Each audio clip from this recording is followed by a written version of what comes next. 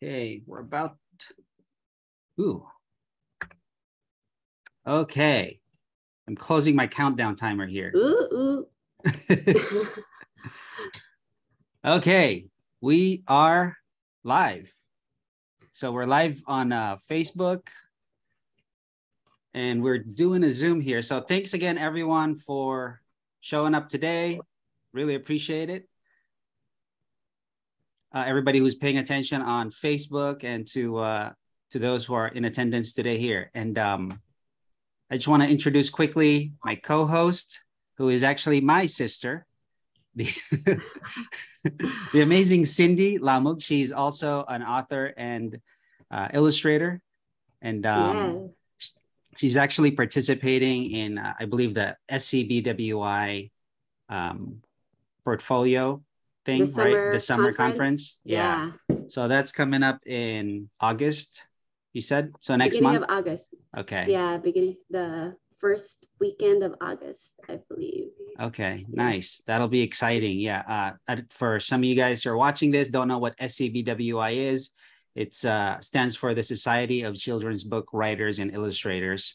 And if you are someone who's trying to get into writing and illustrating for the kidlit market, definitely recommend to join them. And as well as other groups like Storyteller Academy, which I am part of that group as well. And I'm an instructor there for the graphic novel side, but there's a lot of really creative, super talented mentors and teachers, storytelleracademy.com. So today we are here. Actually, Cindy, do you have some stuff you want to introduce yourself before I start rolling on my side? Okay. Well, my name is Cindy. I am Ken's sister. I am also a children's book writer and illustrator. I have illustrated one project, The Nose Family. So that was my first project ever. It was good learning practice for me, good learning experience. I'm also a part of the SCBWI and Storyteller Academy. I've been attending critique groups and just participating in art and writing challenges, just trying to learn and get better. So if you guys want to follow my journey, I am on Likhani Cindy on Instagram. That's spelled Likna. I'm sorry, LIKNHANICINDY. So it means created by Cindy in Tagalog. And I'm also on Facebook as Cindy Grace, author, illustrator. And I'm also on Twitter as Cindy Grace. So I'm just here to support my brother on this live talk, and I love learning from him. So thanks for having me. Thank you so much. Yeah, it was kind of a last minute thing. It was actually, I was telling Cindy this week, I've been having a hard time sleeping. I would just wake up at like 2 a.m. or something and, or could not sleep at all. And so I think it was Tuesday when I couldn't sleep, I was just like, I got to do some kind of a live stream to talk about the book. And then so the next day I'm just like, okay, fine, I'll do it. And I message Myrna from Storyteller Academy, like, hey, can I, share this, this event, blah, blah, blah. And I actually had to, because I just have, for the longest time, I've had the free Zoom account. So I'm like, okay, I need to pay for Zoom so I can use all these other features that I normally don't use. So that's kind of how this whole thing started. So it was a last minute, but that also meant that there was like not a huge pressure for, for all of us to like, okay, we got to get the marketing going and all these different things to promote about it. It'll be posted later on YouTube and all these different things. So if you guys don't want to be on, posted on YouTube or show your face or anything, you can, now's the time to hide your faces. So with that being said, let's go ahead and move on with the show. So I'm going to share my screen here. And so I'm going to, for a lot of those who don't know who I am, I'm going to just do a brief introduction. Again, my name is Ken Lamug, and as you know, I'm an author and illustrator of picture books, graphic novels. I'm originally from the Philippines. I currently live here in Las Vegas, where it's about 90 plus degrees, and I know it's going to get into 110 plus later today. And I've done like about 45 different books of children's picture books, comics, graphic novels, that kind of stuff. I used to be the SCBWI illustrator coordinator here in Nevada. I'm not anymore, but I'm still actively participating in the critique groups and things like that whenever I get a chance. I'm also part of kidlitgn.com, which is a graphic novel a website where they do the graphic novel pitch events on Twitter and also on the website. So if you guys want to, pitch a graphic novel idea or concept or something like that, then definitely check out kidlitgn.com. And it's also on Facebook. There's a community there. So you can ask questions, look at the previous posts and see what people are talking about when it comes to graphic novels. So some of my books are actually, if you go to my website, rabbleboy.com, and you go to my books, I have basically all of my current books listed up there. So most recent one, obviously, the reason why we're here is The Family Business, where we're going to talk about my creative process about this. I also have my 2 graphic novels that just came out, Mischief and Mayhem 1 and 2, and Mischief and Mayhem 2 just came out last month. So, which reminds me, I need to do more. I need to talk more about that. The whole story also came out. Ghastly Ghosts, Petro and the Fleeking, Asteroids, A's for Asteroids, Z's for Zombies, which is like an adult parody book. And then Same Stumps of Flat Top Hill, Hurts Like a Mother. That one's really funny. You should check that out. If you're a parent, then a lot of the the jokes in there are very for adult, for parents. So it's really funny. So those are some of my books that I've done. And so today we are here to talk about The Family Business.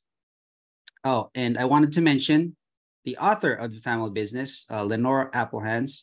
She might pop in today. She's actually at the Highlights Foundation, I believe, for some kind of an event or a conference over there. And so she'll see if she can sneak out and pop into the chat, which means I should probably be checking to see if she is in there at all, if there's like a wait list. But yeah, check out LenoreAppelhans.com. That's her website. And she's written YA books, as well as she's had Chickosaurus Rex, which is a picture book. So definitely a big shout out to her. And so today we're going to talk about The Family Business. And this is the book right here. It's really cool. Do you guys have any quick questions before I jump into the actual content? No questions? Looking at the chat here. Okay. How did you get the job with her if you to be illustrator? How did it get started? Okay, that's a good question. So it got started right after I got the Mischief and Mayhem graphic novel. It was actually around the same time, maybe a few months after that. And what happened was, I think my name circulated within the publishing house because it's also done by HarperCollins. So my name somehow got into an editor's hands, and then they were able to look at my my art, and then they just reached out to me. So it was one of those organic things where I didn't have to reach out. So I think a lot of, actually, I would say that 100% of my illustration work was just people finding me. And then they contact me, or either directly to me or through my agent. And then they say, hey, we have this story idea that we think, Ken might be perfect for, or see if you guys are available to illustrate this if you're interested. And then they attach the manuscript. So that's kind of how that started. And this one was fall of October, was it October, something like that, of 2020, I think, is when this happened. So, and it was finished late 2021 as far as the illustration goes. So let's see here if I go to, yeah. So it was a matter of them just sending me the manuscript, and I read it. It was about this family of raccoons, and it just looked like a really fun story. So I gave them the go ahead that I am interested and I do have the time to do it. And that's kind of how the ball got started rolling. So I guess it's a good idea to read the actual book or start with the synopsis. So you guys already know the general idea of the story. A young raccoon forges his own path in this laugh out loud, read aloud picture book. Lucky is a raccoon who loves to dance, watch TV, and dream of the day he's big enough to join the family business. But when Lucky finally gets his chance, his first day on the job isn't exactly what he expects. So, okay, let's jump into the book. So this book, actually, I did not get like a polished PDF file. So this is kind of like a version of the file that still has all the crop marks. So it doesn't even have the cover. So you can see, I don't know, some of you guys might be familiar with this, but you can see the crop marks. This is where the actual machine chops off the edge of the book, these lines.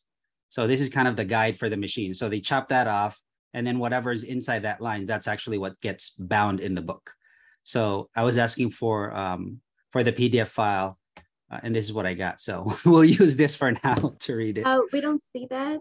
We only see the website right now. Oh, you don't see the web? Okay, Yeah. let me see if I can stop and reshare. I thought I was sharing. Let's see. I'm letting in Teresa. So thanks for letting me know. Mm-hmm. Okay, I was sharing an app, I guess, not a screen. So that makes sense, right? And guys, I work in the computer industry somewhat, so I should know this stuff, but I actually don't. Because we're half asleep. Yeah. That's true. And have a sip of coffee. So you guys can see it now, right? Yes, we see the little raccoon guy. Okay, cool. So this is so this one doesn't actually have the cover, but you can see it has all 40 pages, the interior pages. So like I was mentioning earlier, you can see the crop marks here at the edge. So that's the part that gets chopped off. And here you can see right there. So the machine basically uses that as a guide, chops off the edge of the page, and then whatever's left in the middle is what gets put in the book. So whenever you're designing, you have to think about that part of it. You don't actually necessarily have to include the crop area like this, but your page needs to be big enough so a little bit of it gets cut off in the bookmaking process, right? Mm-hmm. So this is some of the inside pages that I've illustrated. Okay, you got the credits page. Aww. And then we've got, for my mom and pop, thank you, And I was actually wondering, like, can I put emojis in this? And they let me put emojis. So again, a story by Lenore Appelhans and picture by Ken Lamug. So this is the inside cover page. And this illustration was one of the cover ideas. So first page, and this is a full spread. So because of the way this is set up, you don't necessarily see the full spread, but we'll look at it later. So Lucky felt like the luckiest raccoon in the world. He had a big, boisterous family, Mama and Pop and 3 brothers, Hobart, Zed, and Ike. The family worked hard to put tasty morsels on the table. They called it the family business. Every day, Lucky asked, "When will I be able to join the family business, Pop?" "Not until you're big enough." So while his family went out about their business, Lucky stayed home with their tiny TV. His favorite show was Everyone Loves Dancing. This week's dance was the Jukery Jig. "Breakfast time," Mama called. Lucky danced his way up to a table stacked high with meatballs, marshmallows, and moldy melons. "May I have a piece of moldy melon, please?" Lucky asked. "Eat up," Mama said, "so you can get nice and big." After breakfast, Lucky stood up tall for Pop. "Look, son, you are finally big enough to join the family business." Lucky's brothers groaned. "But he'll mess everything up. All Lucky does is dance." so Lucky decided he better not mess up. First, they went to Corgis, Cookies, and Pickles, where Hobart dove into the dumpster. Mama squealed in delight as he emerged with his paws full. Such rancid and robust radishes, she said. Hobart is my boy. Robbers, plunderers, scram! Lucky loved the excitement of the family business, but Cordy's shouting hurt his ears.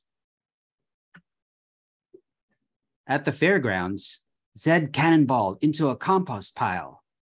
When he surfaced with his spoils, Mama jumped for joy.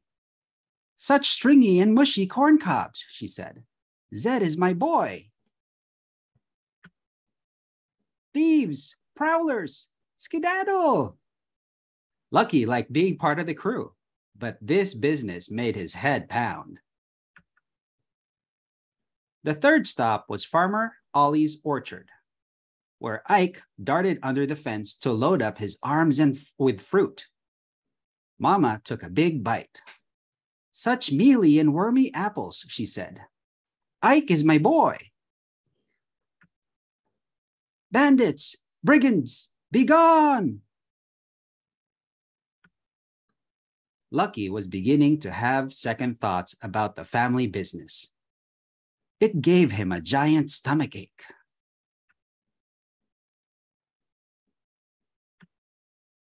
Back home, Lucky did not dance the jukery jig or waltz or even polka.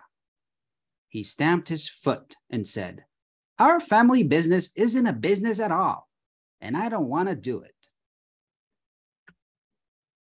Lucky, you are part of our family, and you will do as we do. Now go out and make us proud. Lucky didn't want to get chased by anyone for taking their stuff, but he did want to please his pop. Okay, I will try, he said, and left the house.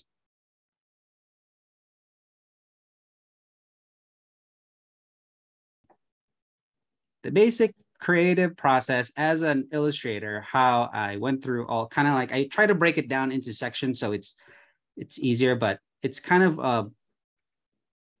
a jumble really when you're in it creating. You're trying all these different things, right? So I actually made blog posts on these, but I could expand on them. Let's see here.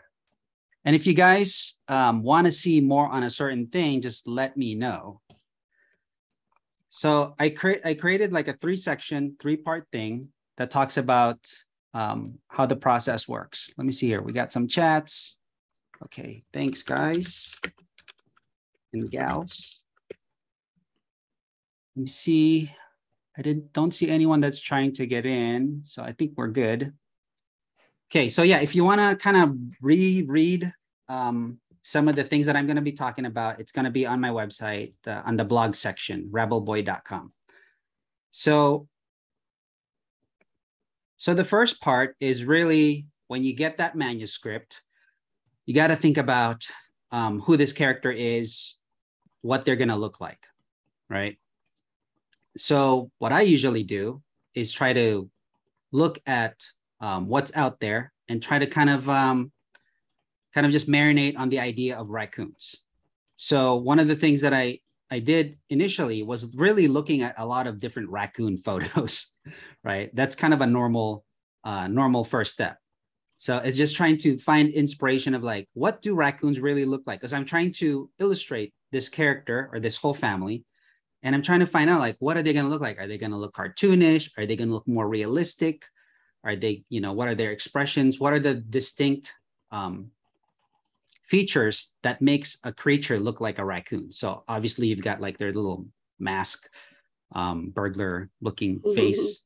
They got the striped tail, they're furry, and they're really funny. There's actually like a few Instagram accounts that are dedicated to raccoon videos. And man, those guys are so funny. Some of these raccoons are like living inside people's houses and stuff. So they're like interacting with their dog.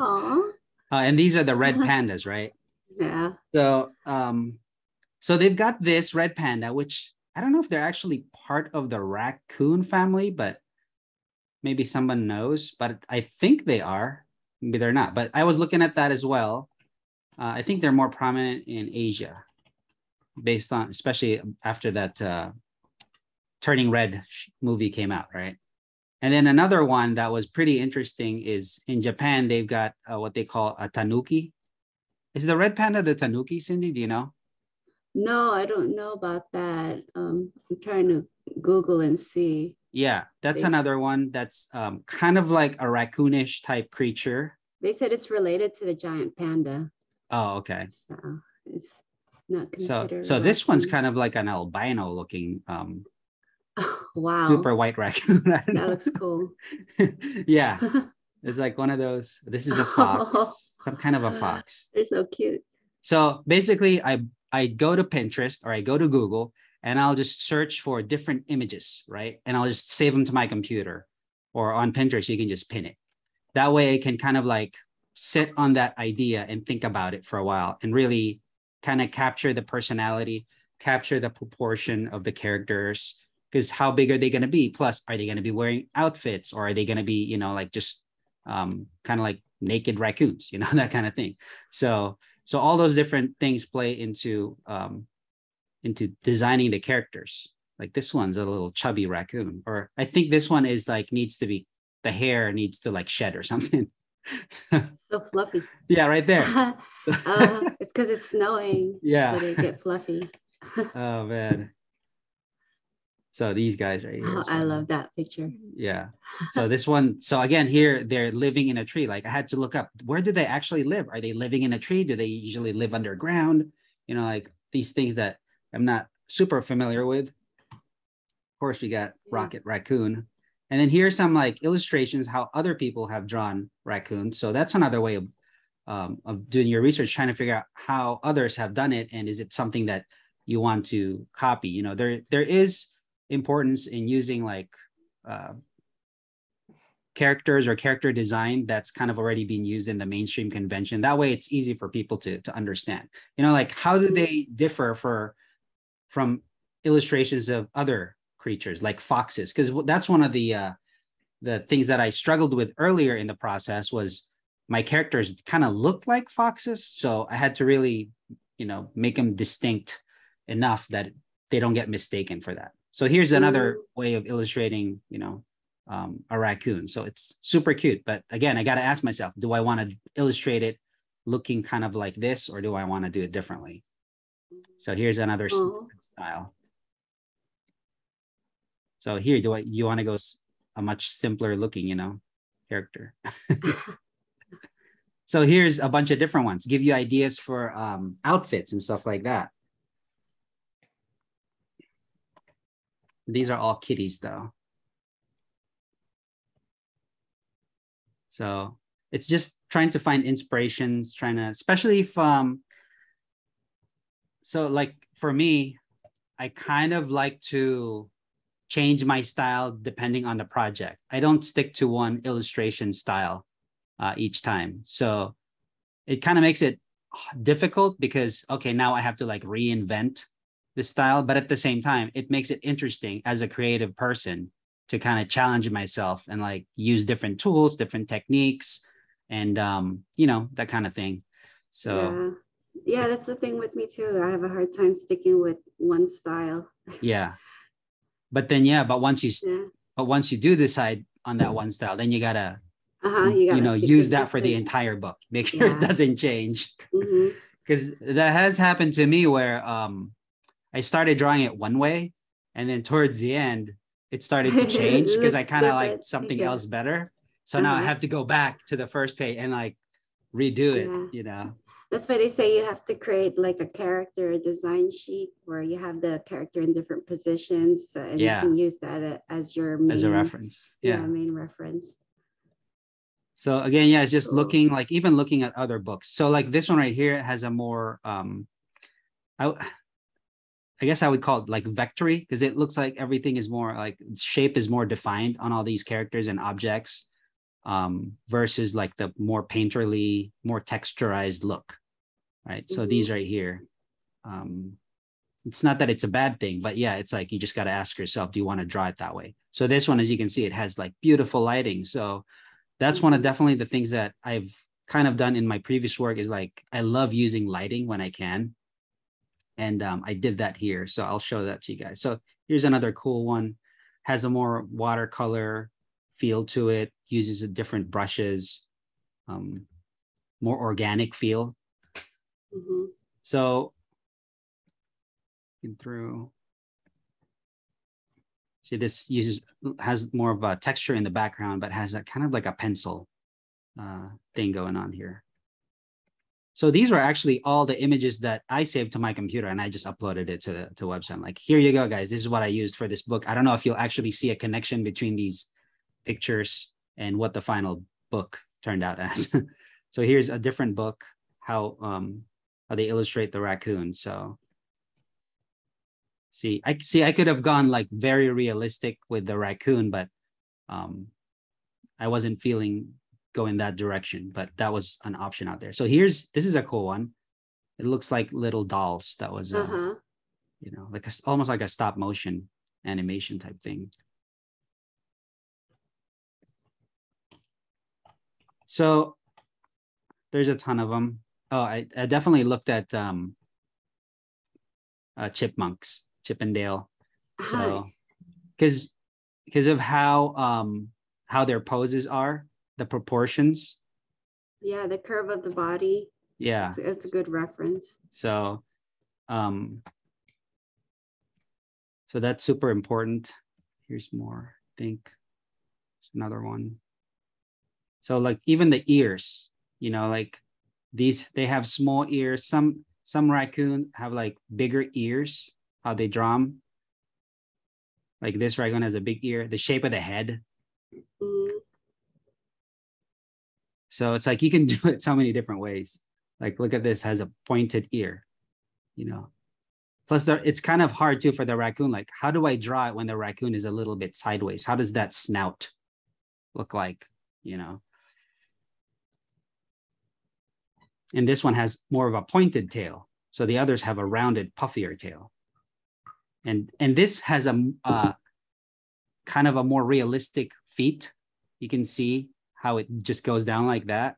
While, you know, I think Chip and Dale's a little bit like that too. See how it goes down and they have the long foot. See, this one is a little bit more upright, more people-like. See, like these look like it looks like somebody just plopped in a head, right? Yeah. So it's like, okay, do I want that kind of feet in my character? Yeah, you know, because they're different styles. Yeah. So that's when I started getting to creating my own characters. And then, so I took all those and like, okay, let me mess around and try different character designs. And so this one is what I call, has a more comic-y look, because I use the outlines, darker outlines to outline the character, and has a rounded look. So this is obviously Lucky in the earlier stage. So I was trying different kind of colors.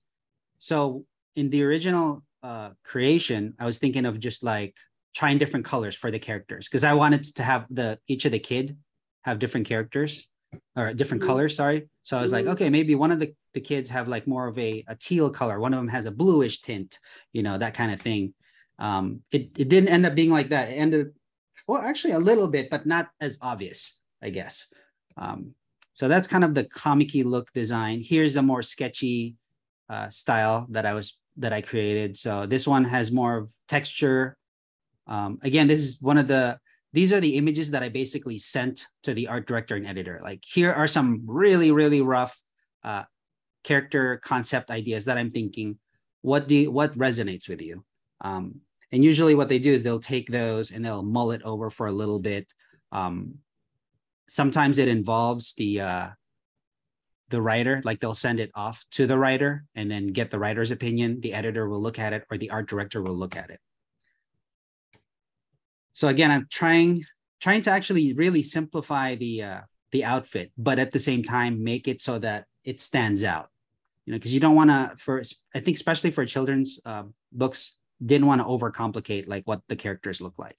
So here, when here's one that looks like a more simplified, kind of like more vectory, as I would call it. It's more solid shapes. There's no outlines. It's really just colors, right?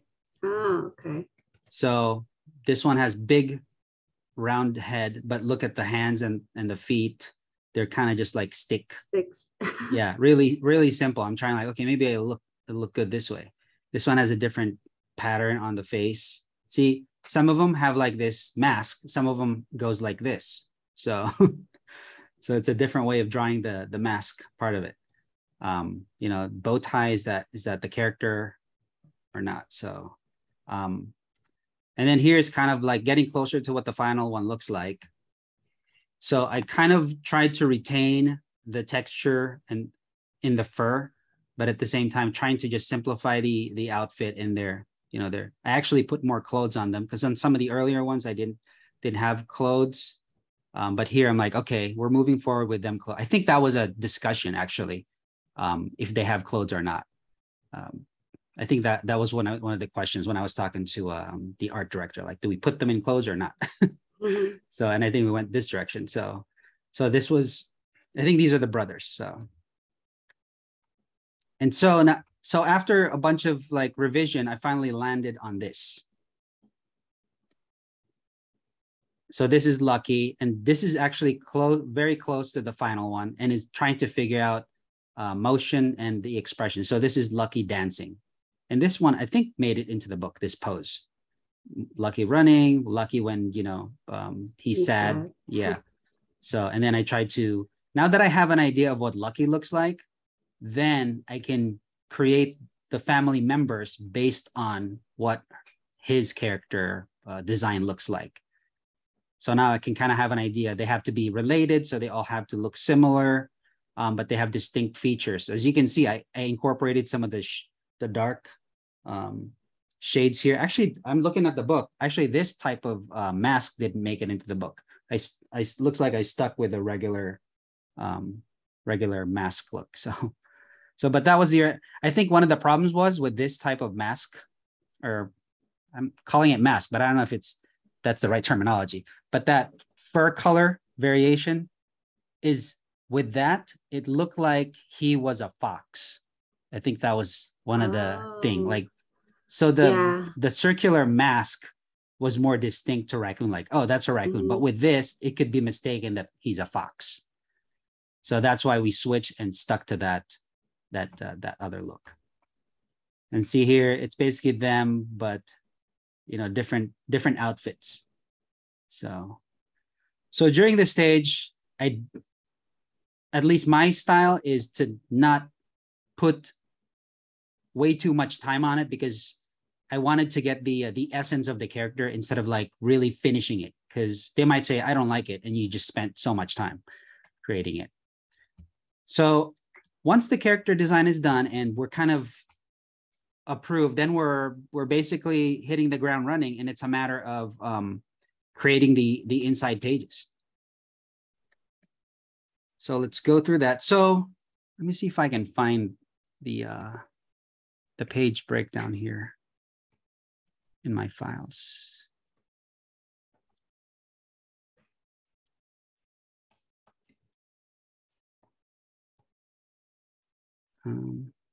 So the idea is, when you get the manuscript, is to really figure out your page breakdowns, because you're trying to put each paragraph or sentences per page, right? You're trying to like break it down into all these 40 pages. So sometimes you can do that yourself as an artist. You can take the initiative, but sometimes the editor and the art director will actually give you a PDF template on what they think the page breakdown is for the manuscript. So that's what I'm trying to look for here. So if I can find it. There's an actual terminology for that. I'm sorry, guys. I'm bad with remembering these terminologies. But it's like they give you a dummy of all the 40 pages and with the words already broken down for pages. So that makes it easy for you as an artist, because now you know what they think the breakdown is supposed to be. And you can read that for the page and like, okay, this is what they're talking about on this page. So that gives you a hint of what to illustrate for that page instead of trying to figure it out yourself, because they might have an idea of how the pacing should be. So let's look at this. This is a rough one. So for example, right here, you can see they put the words in. It says, Lucky felt like the luckiest raccoon in the world. He had a big boisterous family, and it introduces all the characters. So they place the text there, and that gives me an idea. Okay, for this first spread, I need to show what the words are talking about, right? Because if I included this sentence, the family worked hard to put the tasty morsels on the table and moved it here, then that kind of changes how that page would look like, because I might illustrate that differently. So it'll tell you page 1, these are the words. Page right. 2, these are the words. Yeah, oftentimes they'll give you it's like a blank PDF, and with already the words written on it. And then you can just use that as a guide, really. Yeah, that's easier than you trying to figure out. Yeah, sometimes if I don't hear anything back from them, I'll just start drawing scenes that I think are kind of the important scenes for the story, and I'll just send it to them. And then they'll be inspired by those scenes and then use that. And then like, okay, for this, then based on those scenes, they can create the page breakdown as well. So what I do is for the technical people asking me, what program do I use to create this? So I can do this in Photoshop, but in this case, I created my thumbnails in Clip Studio, which is the software that I use for making my comics. It's just so much easier for me to create these in Clip Studio because it lays everything out like a comic book or like an actual book. You can see all the pages. So basically, yeah, I go through page by page and I start illustrating these scenes, and we'll go through a few of them. And then once I'm done, I'll send them a PDF of all the illustrations and all the scenes. Sometimes what I'll do for a particular scene, some scenes I feel like I need to show them a few more options, right? So I'll draw it and I'll send them multiple illustrations for one spread or for one scene. And then they get to pick, which direction they think looks better, or this one, or combine it, or that kind of thing, or give me an idea. So it's a lot of back and forth process with the publishing team. So let's look through it. So you can see here's one. Here's a different one. So it's slowly evolving. And sometimes you can see even the number of pages change. I wonder if it did change, because that's happened to me a few times where it started off as a 36-page book and it ended up becoming a 40-page book. So it's changed here. And then now it's getting to the part where I'm coloring it. So that means they've liked some of those illustrations, and then I started coloring. So let's see here. So here's one. If you go to the website, this is actually really cool because it can show you. It has like a little slider. Oh, that's cool. Like, oh, that's a cool thing I can do. So it started off like this, and then it finished like that. So we can see the full spread.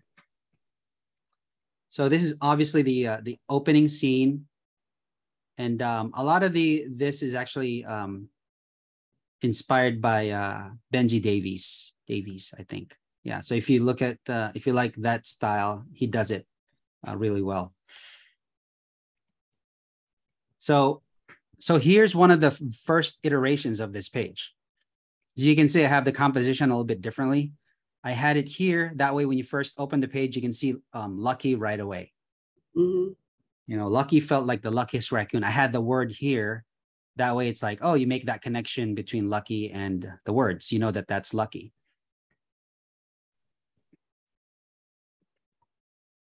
And then here's another variation of that same scene.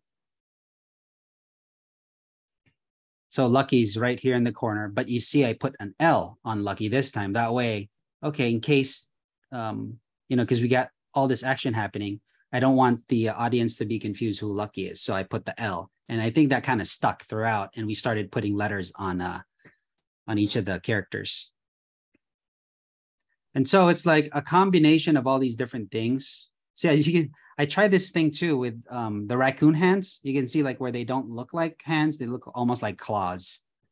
You know, because some I've seen that somewhere where the illustrators are done that way.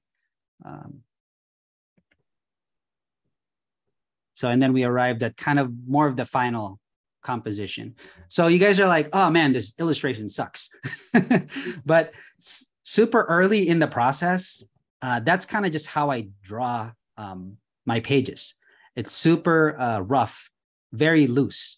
So one of the things that I like about it is when I'm drawing loose, I feel like I'm capturing the energy of the characters and the emotions.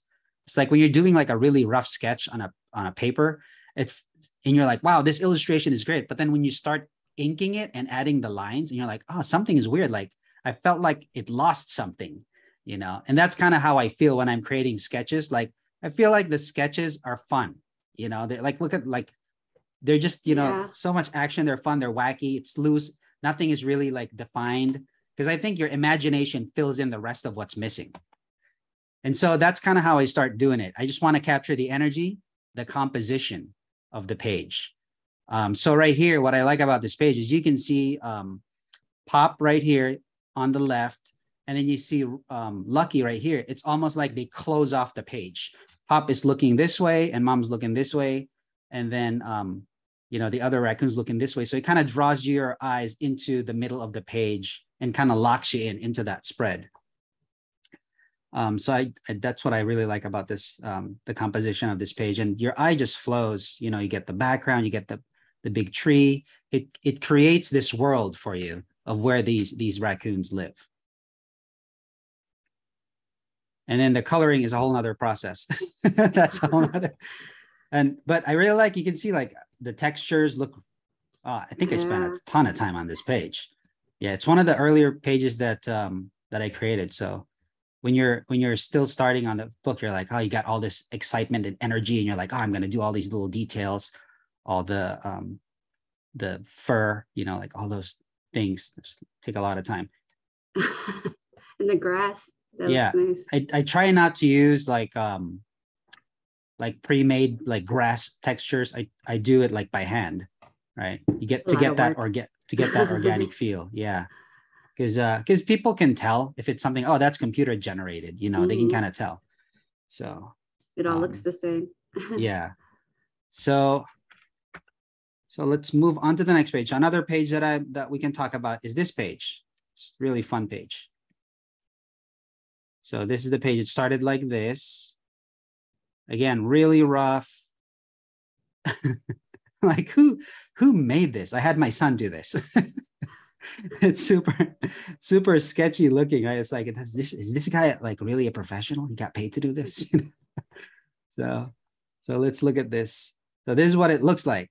Super, very early. Like you can see that the okay, I think part of it is that I started with this left part first, and something changed where we made it a full spread. Because the reason why I say that is because you can see how the window composition changed. So the window is right here because it was only meant to be a half of this page. Mm-hmm. And then they made it a full spread, so I centered the window to kind of create that balance. So I did this, and then I ended up adding these characters here because now they're part of that scene. They're reacting. Mm-hmm. And then, okay, let me make it a full spread. So, yeah, and I love adding all these little details around like the globe, their little cabinets and stuff like that. It's really cool. I can see Lucky's looking towards the center. Everybody's looking towards the center now too. Oh yeah. Good catch. Yeah.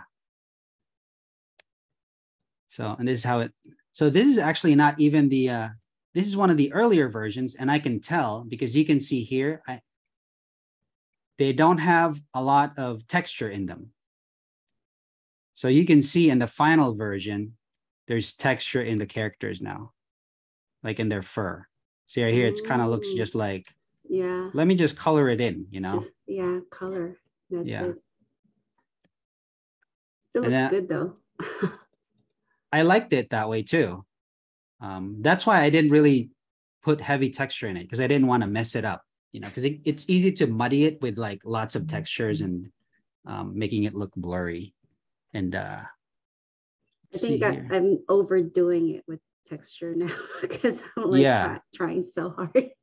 So one of the things when I was first starting is like you fall in love with a process so much that you overdo things because you're having fun. You're like, oh, this is cool if I do this. This is cool if I do that. Let me add this. And then by the time you're done, you're like, oh, I overdid it, because you were so into the process that, you were just enjoying it so much. Like, it's like, plus you're like discovering new things as you're doing it. You're like, oh, if I do this, so you end up playing with it too much. And then that's kind of what happens. And I've done that so many times that I had to just scrap some of the drawings that I created. So it's an easy mistake to make. And it's just, learning to find that balance in the middle. And I also love doing a lot of overlapping stuff. If I could do that, like these things sticking out. I think at one point I had stuff sticking out here, but I really need space to put the text, right? I'm like, okay, I can't overdo it or else they're not going to have any place to put the text in. So I had to remove a lot of the things. I think you can see that in my other book, Ghastly Ghosts. I have a lot of like overlapping shadowy things, and it worked real well for that book because that's a scary, like a ghost story book. And so a lot of the overlapping objects kind of confine the reader, like makes you more like suffocated into the story, like kind of like a Alfred Hitchcock type scene, Yeah, you're like surrounded. Yeah, you're surrounded. So it worked well for that one. So another one we can talk about is Ollie's Orchard scene did not load. Let me refresh it. Okay, cool. So here's one. So this is the Ollie's Orchard scene where they're getting chased away. Oh, that guy's face on the fence. Let me see here. So this is, okay. So here are the different versions. So I actually like this one. This one looks fun.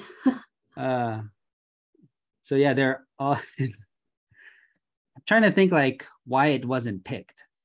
The only thing I can think of is they might think that kids might copy the raccoons. Sometimes that's a concern, like, oh, we can't draw this because kids might do it, but that's one of the earlier ones. So they're in that cart. This is the final one. How do you get these ideas? Like them in the cart or them jumping over the fence? I don't even know what I was thinking during that time.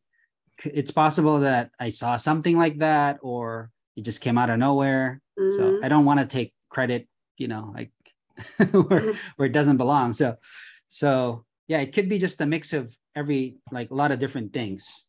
But the important thing is to just try it out. Yeah. Like even here, like I had Trespassers Will, where that's from. Winnie the Pooh.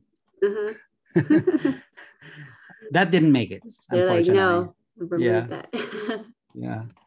So, but yeah, I love these wacky looking facial reactions. So now it became like this. It's a little more tame, but it matches the rest of the story. And I always try to add like a dog character when I can into the books. So yeah, so here's one. Oh, here's more illustrations actually. So this is another page. You can see I added Zia. It's kind of an Easter egg right there. Oh, she's from that one other book. Yeah, she's in the whole story. Yeah. So I added her here, but she's got a different color outfit in the whole story. You're allowed to do that? Like put a character from a different book? Yeah. Yeah. Just don't tell anyone. So this is the end page.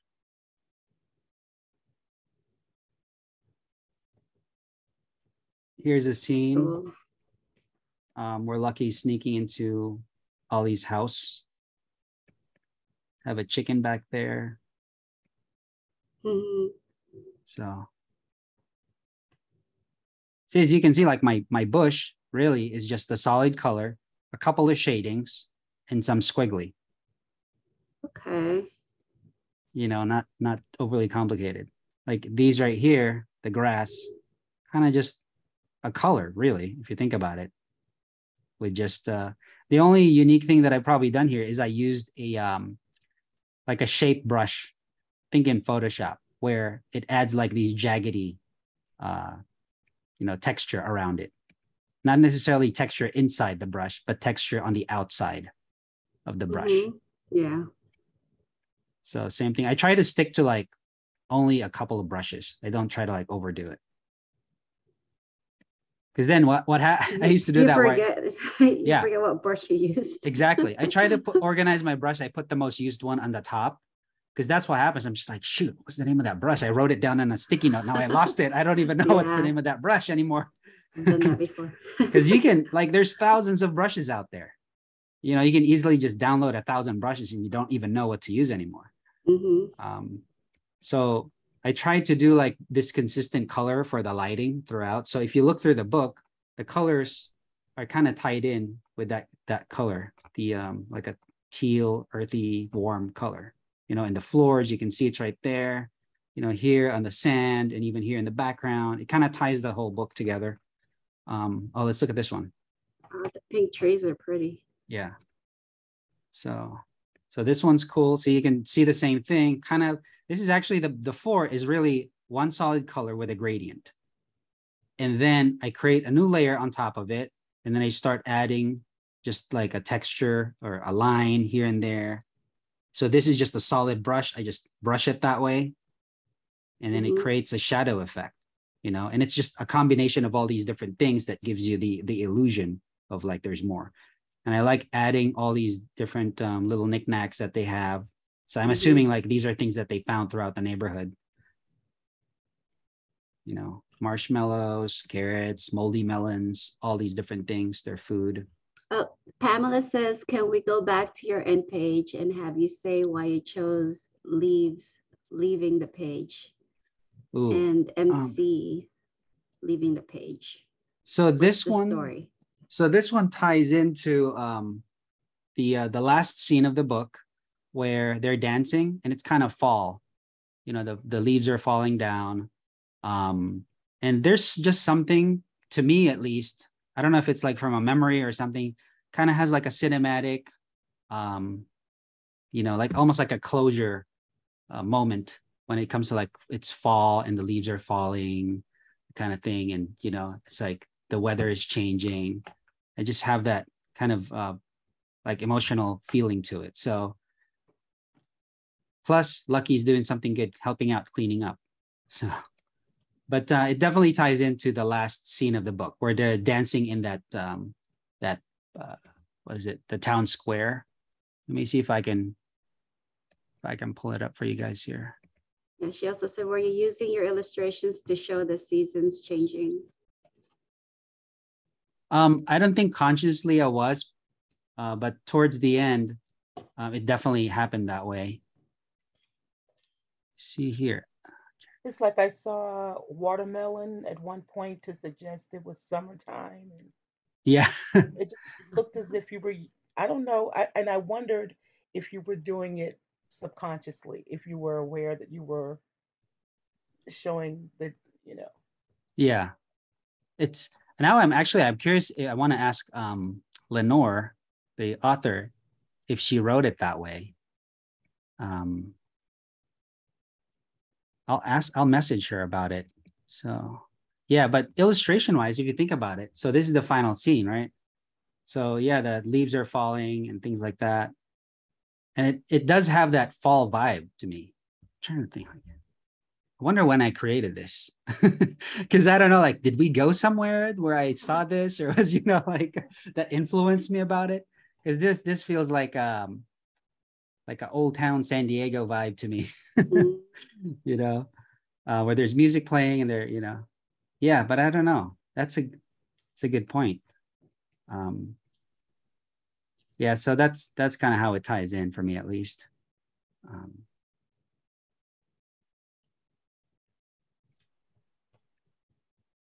Yeah.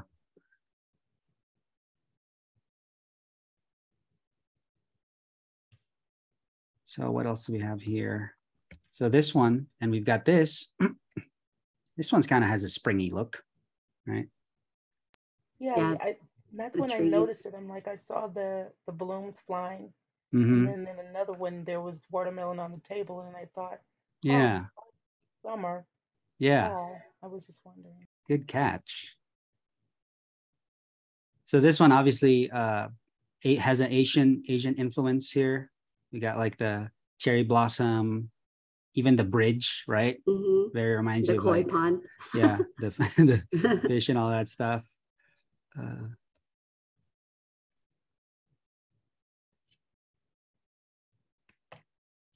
Yeah, I'm trying to see here. I really like this guy right here. Hey, come on, zoom in. That guy. The statue. Yeah, he's happy. Just happy being a statue. Yeah, they have those randomly in Japan, and they're like spirits. Right. Like Yeah. Yeah. spirits of the trees and nature. Yeah. And then, oh, this town right here. I love this street scene. So this was only a page, but I was like, oh man, it would be cool if this was like a whole spread. I don't know what would happen on the spread, but I feel like there's something more to this street that I want to see, that I didn't get to put on the page, you know. But I always love a cool street scene. And then there's think about that. There's like a dog person as part of the. So I guess that's one of the things, right? In my Mischief and Mayhem, some people ask me like, how come you mix animal as like people in the books? Because normally the animals are animals and the people are people, but here the animals are also people, right? Because I have like a teacher who could be like a bear or something like that, you know. So, and that's just kind of how I've thought of it. But I think now a big influence is like Akira Toriyama, the Japanese creator of Dragon Ball Z. Because in Dragon Ball series, they have animals that are people, right? So I think that's probably where I got it from. But yeah, now I just try to incorporate that. Like, it's not even a question. Animals are just like normal, like people. Right? So, and here's that scene. And these scenes you already saw. So if you guys have a particular page you want me to look at, I can pull that up for you too, if you have any questions. So.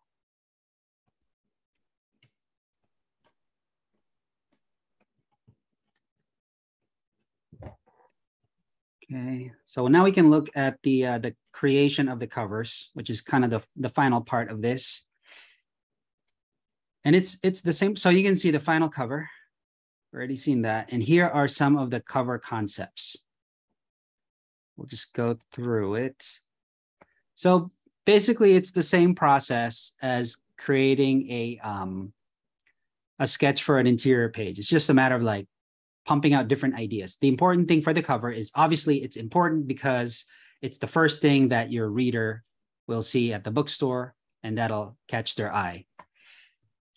And it has to stand out, right? So the cover, it's super important for me, is the composition of the cover. So like in this example, we've got Lucky front in the on the right side, but Lucky is the biggest character. So your attention is automatically going to Lucky. And then the sub characters are they kind of shrink. So there's kind of a shape going on here. And we've got the buildings in the background and they're walking down the street. Here we've got Lucky in the middle of a trash bin and the family in the background. Here Lucky's in a basket, I think, some kind of a fruit basket, and all these morsels that they've gathered. Now you've got Lucky in the middle. They're walking down the street. Here's another one. So as you can see, like some of these have like a flow, a direction that you're following with your eyes, and it leads to Lucky. And you can see the name is actually said Lucky's Family Business instead of The Family Business. So I think that was probably the original title. of the book. And then it changed later on. So here, Lucky, they're at the fair for this one. Lucky's on a stump. This one is kind of cool. I like this one. I like how the title interacts with a character. That's cool. You know, it's part of the art. It's not like something that's just floating. But unfortunately, we didn't go with that. So this one, yeah, Lucky's on top of the cart with all the fruits and stuff. Here we've got Pop more in the center, but Lucky's still in the front. This one, they're at the orchard. So this one is the one that got picked. You can see how it started. Okay, what about this one? Let's look. That's funny. They saw that, even though it was all sketchy.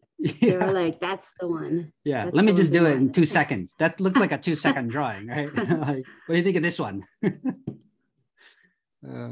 This one's not bad. It's the TV. Lucky's on the TV.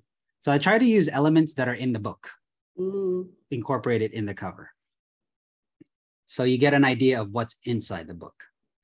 See, this one, I like this one too, because again, the title is interacting with the characters. I think one of the hard things was at this stage is that they were still trying to figure out what font to use for this title. So I really couldn't create this because we don't even know what that font is going to be. And this was I just put this font here myself. And I think the font and the interior text, they have somebody in-house who puts that text in for the final book. So I just send them the blank illustrated pages and they place all the text in. So they might change the font, all that kind of stuff. Do they do that all the time for every book you illustrate? They're the ones that put the text in, or? Yeah, for the most part, yeah. Oh, okay. The only time that didn't happen was for the whole story where I illustrated the title for it, because I did incorporate some of my illustrations as part of the title, but they still did the inside ones. So here's another one, has a circle around it. But I think I was just visualizing this as a solid color and then the characters like that. I still kind of like this one too. Here's another one where I was just like, this would be the front of the book and this would be the back. You would see the other characters in the back.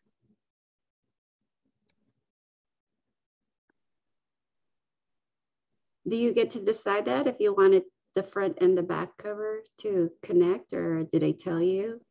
They didn't tell me, but you can kind of suggest it. You can just like, here's an idea. And then if they like it, because yeah, like a lot of these don't really have like words in the back, like other books, other books have like, oh, here's a description of what's inside. They usually put that like on the dust cover for the inside pages. So that's an open, option to do. And some artists actually will create a different art for the dust cover and different art for the inside cover. Like some of them are pretty creative. I think there is like, isn't there like what do they call it? The undies or something? It's like an award for the oh, I don't know about that one. Yeah, I think there's some kind of like an award where they give out award for the best inside design. That's different from the outside design. Some of them are really funny. So those are the concept illustrations for the book. So okay, Pamela also said, talk a bit about the mood you create with the different shading of the skies throughout your book. Was that intentional? I know I am asking weird questions. Remember, I'm the non-drawer in your mentored critique class. LOL. The shading of the skies. Let's look. Let me look at some of the illustrations here to get a better idea. So one of the important things for me when I'm creating the sky is like, here's an example. It's like gives me obviously the time of day of when things are happening. So for example, when Lucky first ventures out on his own, you can see it's still blue. It's still like early in the morning. And then towards the end of the day, it kind of changes. This is the final trip when he goes to Ollie's house. So it changes that way. But I also, as an artist, I want to simplify. I don't want to make it too overly complicated. That's why my skies, at least for this book, was just a color, really. And it just has to complement the rest of the illustration. It's kind of like just picking a canvas in a way. And I don't want it to take away too much from the rest of the image. You know what? I got asked something about this too, where I'm trying to think what color I used for the sky, but it was a really off, like a purple or something like that. It was like an off color. Like I would never have thought of using that color for the sky. Something, you know, like that was a comment. So I was like, I'm trying to think now, like, I wonder why I picked that color. And I don't know why. But it looked good. Huh? Yeah, it looked good. It was just like, it complemented the rest of the image. Like this one, I used kind of more of a pink color. There's the blue. This one actually has, it changes a little bit. This has a vibe to me of just like the day is just starting. There's blue, but then there's a little bit of, you know, like a pinkish color there. Like a sunrise. Yeah, but it also changes, right? So like that one scene that I showed you, okay, you can see it here. Actually, so the top part of the sky outside is still that that kind of like sunset color, but then it changes to blue right here, where it's more of the reflection of the glass, I think. So this one is more yellowish color, but this gives me this whole scene like gives me like a warm feeling because of the sky and the sand and the trees. So I think colors sometimes, like I struggle with color because it's trying to find all these different colors that work together, because it's easy to pick colors and they just clash. Right. So plus you got to carry the color throughout the entire book. It has to be consistent throughout. So for me, one of the more important things is when I first pick colors for my characters, that I have to find colors for my characters that work together.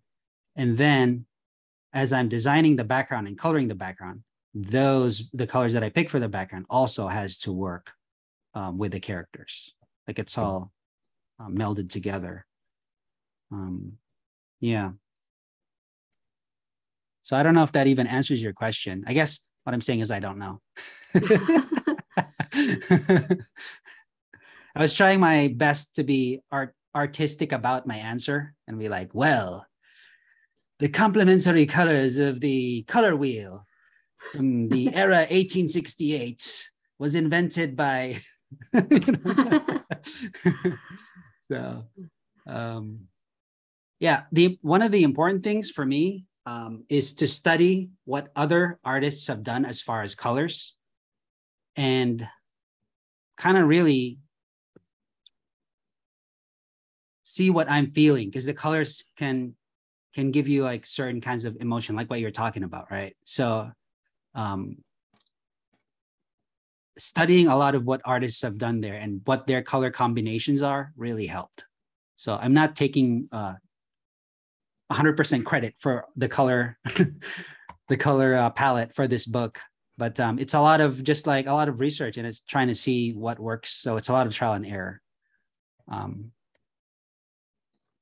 Yeah, like something like this, you know, it's hard to pick the colors. I think the green was also tough too. I think the composition for this page was tough for me. Now that I'm looking about it.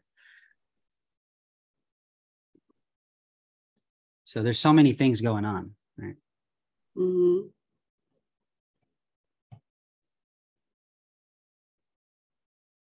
So yeah, but you can still see that the main focus is on the characters right there in the front, even though there's so much going on. Yeah. their colors are really strong. Yeah, and it's different when you're drawing your image up close like this, and it all looks good. And then when you zoom out, like, does it still look good? I've done that. You know, I'm like, wait a minute. because you're like, oh, the details are, they look so so good. All these different things, you know, all the texture. Oh, that's one of the hard things too. Like, I don't know if you noticed. So like, look at this, the arm, Lucky's arm is in the back. So if you think about it, like his arm should actually be in the front. Like his head is. Yeah, sticking out. Right. But like, I don't want to cover his face. Yeah. Or this is actually Zed. So, so I put it in the back, you know. But unless you're like really stickler about that, shouldn't be an issue, really. So I end up doing that for a lot of my stuff because you want to show their face. So, and I put the little chicken there.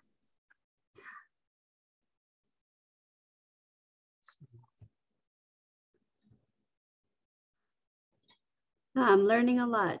That's you cool. Did? Okay, cool. Yeah. I'm glad.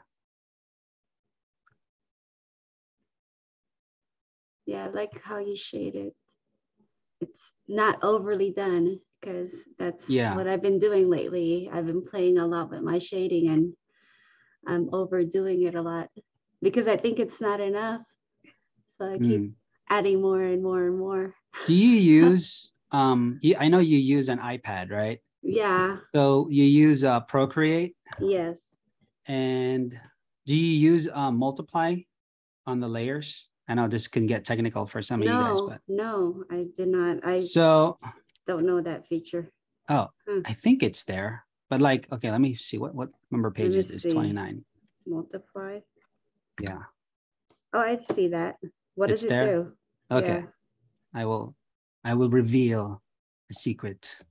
That's not really a secret. I'm opening up Photoshop, so it's taking a second here.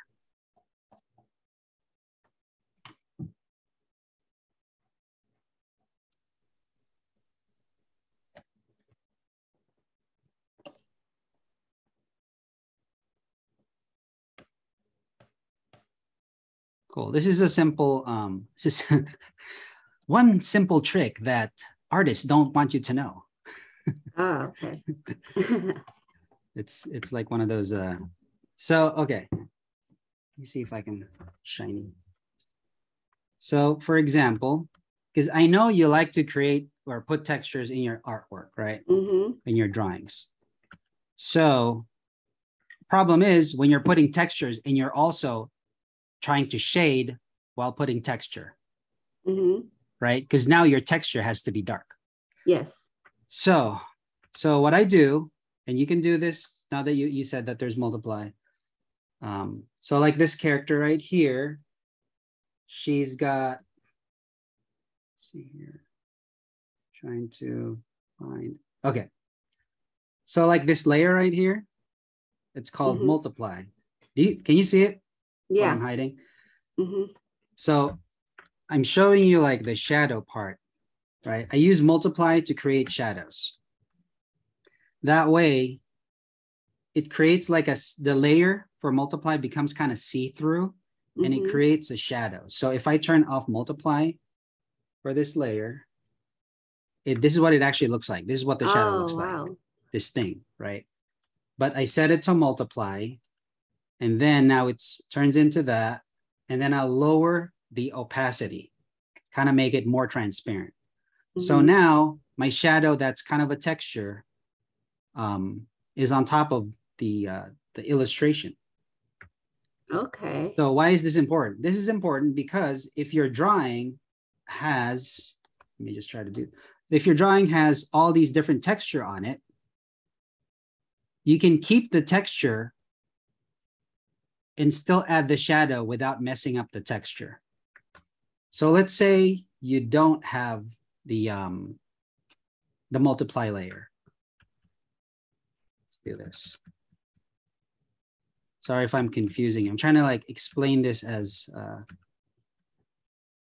easy as possible. So let's say I have this Just focus on the leg. Mm-hmm. And then let me find like a textured thing. So let's say I've got this texture, right? Mm-hmm. Actually, let me do this.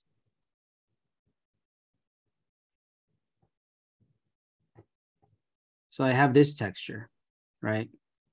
Which is a combination of, this texture is a combination of this green color and the brownish color, right? And then now like, oh, I want to add shadows to this part of the leg. Mm-hmm. So what you do is you just create a new layer, set the new layer to multiply, and I'll usually do like 50% transparency. And then I can start adding the shadow. So now the shadow kind of doesn't mess up the texture that you have underneath. It kind of combines everything. Mm-hmm. I see that. Yeah. Does that make sense at all? Yeah. What I'm trying to say? I'm gonna have to try that. Because normally when you're trying to do everything in the texture, like, oh, I want this part to be darker. So now I have to do this. I have to like add another dark thing. So now you're like overlapping too many things. Yes, yes. And then if you ever need to change something, it's a lot more work, right? Mm-hmm. So, but if your shadow is a separate layer, your multiply layer is the shadow, then you can just change the shadow without messing up. Oh, let me do the shadow like this way. Mm-hmm. You know, like, okay, oh, I don't like how that looks. It's retaining your original texture without messing up your shadow, right? I see that. So, and that's what I use a lot. A lot of these things, that like these layered shadows, are all multiplies for the most part. Multiply, multiply. That way I can kind of layer my shadows without affecting the original colored, you know, the original thing. Texture. That original chair is not affected, but I can mess with the shadow because my shadow, like, the shadow doesn't look right. I need to add more shadow here, or I need to add more shadow there, or the character is splashing a shadow here. You know, that way the integrity of your background of your objects around the characters are not messed up. So if I decide to draw another character here, then I can just easily add another shadow underneath them, you know, without messing up everything else. So the shadow is at the last part that you add when you're coloring? Generally, yes. Generally, yes. Shadows and highlights are the last parts. The first part is just the texture, huh? Yep. First part is really just color, like this one right here. Look at that. It's just a solid block that has a gradient, you know. And then let me create a new layer and just add some more texture. Let me create a new layer, add some shadows. Let me create a new layer. So this one is a separate thing, see? Because if I decide to remove that later, I don't like that actually. I want to put something else there. It's easy enough to change without messing anything up, you know? Cool. So yeah, because that's probably, now that you know how to do that, like in Procreate, I think that that'll probably help you. Okay. Yeah. Not putting color on top of color on top of color. Right, exactly. Because that becomes tough to change later. So yeah. So I think that kind of wraps it up. Make sure I've got quick reminder. I've got a see here. Okay. I've got a class for Storyteller Academy starting next month for graphic novels. I got a workshop. So if you want to learn about workshops and stuff like that, make sure to go to storytelleracademy.com. There's also a Storyteller Facebook group, and I believe they're doing some free events soon. So register and get in on that. Also, next weekend, I am doing I have a little short section for Book of Wonder. They're doing a crowdcast. So we're going to be talking about our picture books. So you've already seen this here, but it would be cool if you join me over there as well. And make sure again to check out Lenore's website, Lenore Appelhans. She is the author of The Family Business, which just came out, which is what we basically talked about here today. And you can follow me at Rabbleboy on social media and rabbleboy.com. So that's about it. Any other questions, you guys? hopefully that was useful and interesting. I learned a lot. So Good. No questions. And that's my sister, Cindy. You can follow her on Instagram, likhanicindi.com. LIKHANICINDY.com. So she's got a book out. What was the name of your book? The Nose Family. I illustrated that book. So Illustrated, okay. yeah. And she's working towards the SCBWI summer conference as well. So she's working on her portfolio on that. So good luck. Yeah. Hopefully the conferences are good. That one's virtual conference. Mm-hmm. Okay. Yeah, I can only attend virtual ones. Yeah. Definitely need to go to the in-person one. I've been to a couple of them. They're really good. You'll feel really inspired. One day, when I can afford it. One day, save up. Yeah. So, all right. So thanks again, everyone, for watching this. We live streamed it on Facebook. So we're Insta famous. Woohoo! Woohoo! All right. All right. Thanks for having me. Yeah, I appreciate it. We'll repost this everywhere. So thanks again, everyone. I appreciate it. Bye. Bye. Have a good weekend.